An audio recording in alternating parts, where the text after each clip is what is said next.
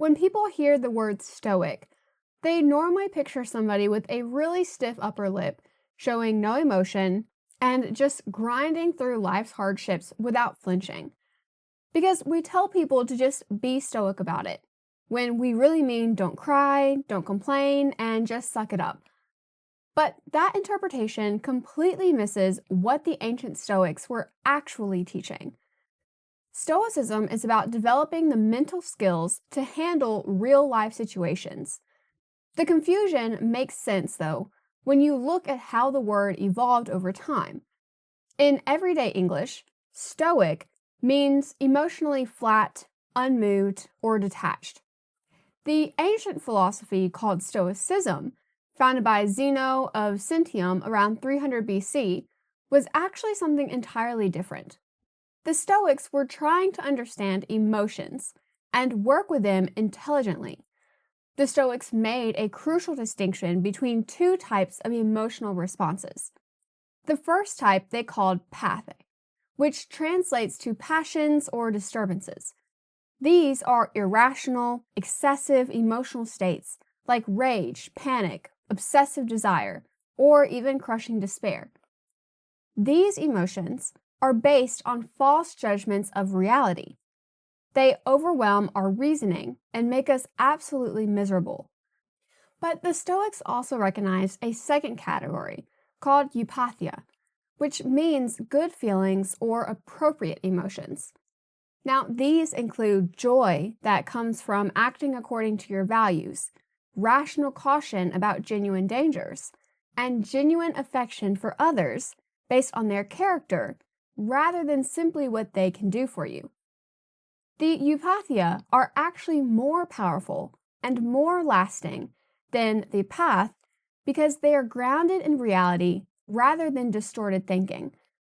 Think about the difference this way. Imagine you don't get a promotion that you wanted. The pathos response would be to catastrophize, to tell yourself that you are a failure, your career is over, and everyone thinks that you're essentially worthless. You might spiral into despair or rage. But the eupathia response would be to feel genuine disappointment while also recognizing that your worth comes from more than one decision made by somebody else. You can feel frustrated about the situation while still maintaining perspective about what it actually means. The key insight that runs through all Stoic philosophy comes from Epictetus, who said that people are disturbed not by things, but by the views they take of them. External events cause less suffering than our judgments about those events, which means that we actually have more control over our experience than we think. Consider two people stuck in the same rainstorm. One person might feel frustrated or angry because the rain ruined their plans, while another person feels refreshed and grateful for the break from the heat. Different emotional responses make a huge difference. The Stoics noticed this pattern. Our suffering comes from the stories that we tell ourselves about what happens to us. And this is where people are getting Stoicism wrong. The actual Stoic approach is to examine your judgments very carefully. When you feel disturbed, you ask yourself what belief is driving that feeling. Is the belief true, helpful, and does it align with reality? The Stoics used a metaphor of a money changer in ancient Rome who would test each coin by its sound to detect counterfeits. That's how carefully they believed we should examine our mental impressions. When a thought or a feeling arises, you need to check, question it, and see if it holds up to scrutiny. Epictetus taught his students to practice this consistently. When you feel the impulse to react strongly to something, pause. Let the impression wait and examine what you're actually responding to. Are you responding to the facts of the situation or to your catastrophic interpretation of those facts? The practice is investigation.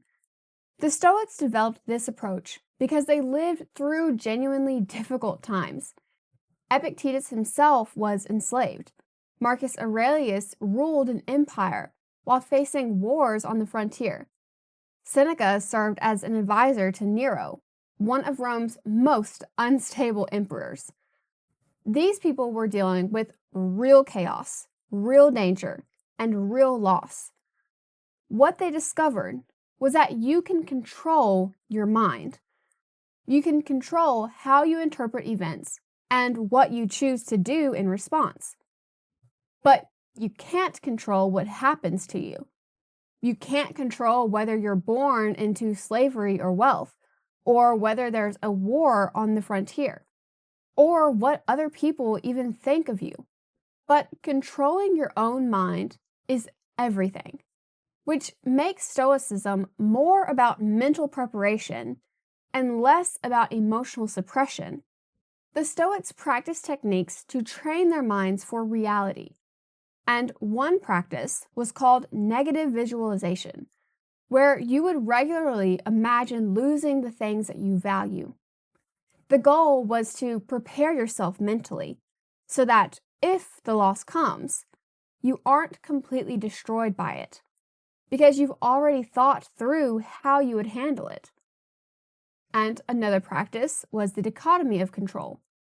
You would constantly sort through what is in your power and what isn't. The effort is your power, but the outcome is not. Your integrity is your power, but other people's opinions are not.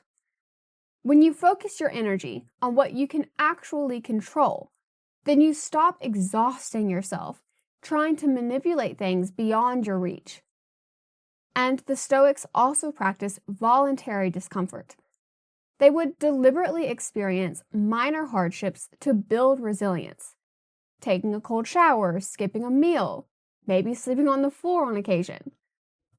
The point was to prove to yourself that discomfort isn't going to destroy you. When real hardship comes, you've already practiced being uncomfortable. You know that you can handle it. And these practices help you feel what you feel while maintaining the capacity to act according to your values rather than your impulses. And there is a huge difference between experiencing grief and being destroyed by it, between feeling frustrated and letting that frustration control your behavior. Which brings us to something important that happened in the 20th century. Two psychologists, Albert Ellis and Aaron Beck, were developing new approaches to therapy that focused on thoughts rather than just behavior or unconscious drives. Both of them explicitly acknowledged that they were drawing from Stoic philosophy, particularly from Epictetus. Beck founded what we now call cognitive behavioral therapy, or CBT. Ellis developed rational emotive behavior therapy. Both approaches share the same core Stoic insight that our thoughts mediate our emotional responses to events. In Beck's treatment manual for depression, he wrote that the philosophical origins of cognitive therapy can be traced back to the Stoic philosophers. CBT works by helping people identify cognitive distortions, which are basically the same thing that Stoics called false judgments. Common distortions include catastrophizing, all-or-nothing thinking, or overgeneralization. These thinking patterns create and maintain emotional distress. The CBT approach is to notice these patterns, challenge them, and replace them with more accurate and helpful ways of thinking. And this is exactly what the Stoics were doing 2,000 years ago. When Epictetus told his students to examine their impressions and check their judgments, he was teaching an ancient version of cognitive restructuring, which modern philosophy has added empirical research backing up what the Stoics discovered through philosophical reflection and personal experience. The practical applications of this approach are everywhere. Think about social anxiety.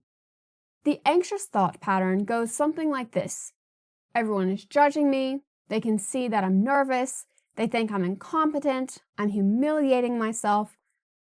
But when you actually examine those thoughts, most of them aren't true. Most people are really not paying that much attention to you because they're worried about their own concerns.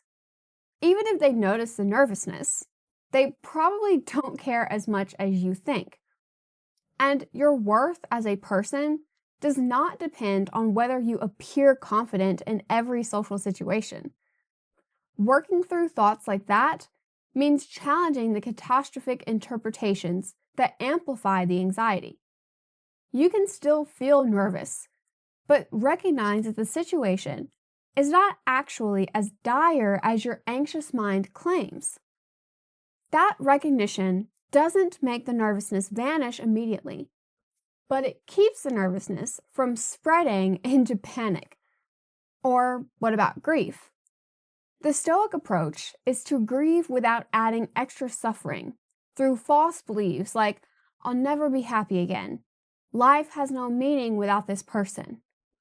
You can feel a profound sadness while recognizing that sadness is part of love, that the person wouldn't want you destroyed, and you can still have the capacity to find meaning and connection after that person is gone. The modern revival of Stoicism has brought both benefits and problems. On the positive side, millions of people have found practical wisdom in Stoic texts. The philosophy offers tools for managing anxiety, building resilience, and maintaining perspective during chaos. Many therapists have incorporated Stoic ideas into their own practice because the principles do work. But the revival has also perpetuated some misunderstandings. Some popular presentations of Stoicism do frame it mainly about toughening up and not feeling things. And while there might be some ancient philosophers who did say things like this, the focus becomes about grinding through hardship without complaint, which starts to look a lot like emotional suppression. The difference does matter, because emotional suppression creates its own problems.